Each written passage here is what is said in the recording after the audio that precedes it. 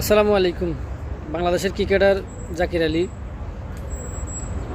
ওনার মুখের দাড়ি আর চুলের স্টাইল দেখে মনে করেছিলাম যে উনি একজন ফরজগারী ব্যক্তি বা সুন্নতি স্টাইলে দাড়ি চুল রেখেছেন, কিন্তু গত কিছুদিন ধরে দেখতেছি ওনার পিছনের চুলগুলো থাকে মেয়ে মানুষের মতো জুটি বাঁধে।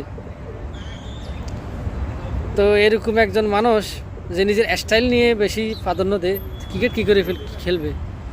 আর খেলার মাঠে কি গরু ছাগলের মতো সুইংগাম চাবায়? সুইংগাম চাবানোরও তো একটা স্টাইল থাকে, একটা সৌন্দর্য থাকে।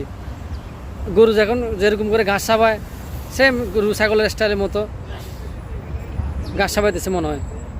এরকম খেলোয়াড় আমাদের বাংলাদেশে যদি থাকে, এরা যদি বাংলাদেশ টিমকে নেতৃত্ব দেয়, তাহলে বাংলাদেশ ক্রিকেট কীভাবে উন্নত হবে?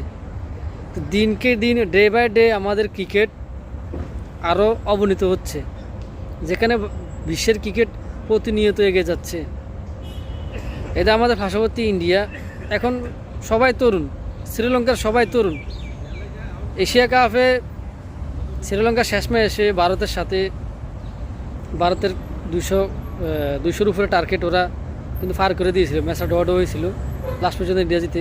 তারপরও ওরা কিন্তু বুক ছিটিয়ে লড়াই করেছে, কিন্তু আমাদের বাংলাদেশ টিম এটা করতে পারে নাই।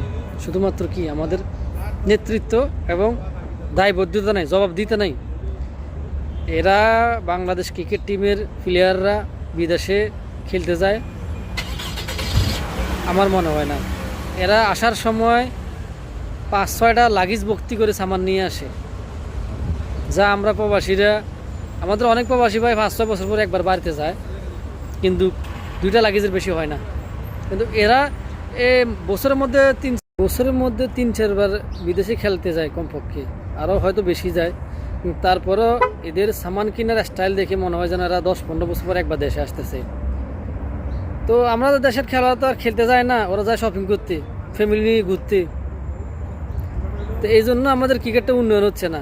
আমার মনে হয়, বা আমাদের সবারই একটা দাবি হওয়া উচিত যে বাংলাদেশ ক্রিকেটটা বিলুপ্ত করে দেওয়া উচিত। এটা না রাখা দরকার। দেশের অর্থনৈতিক লস করে কোনো লাভ নাই, এই অর্থগুলো অন্য কাজে ব্যয় করা হোক।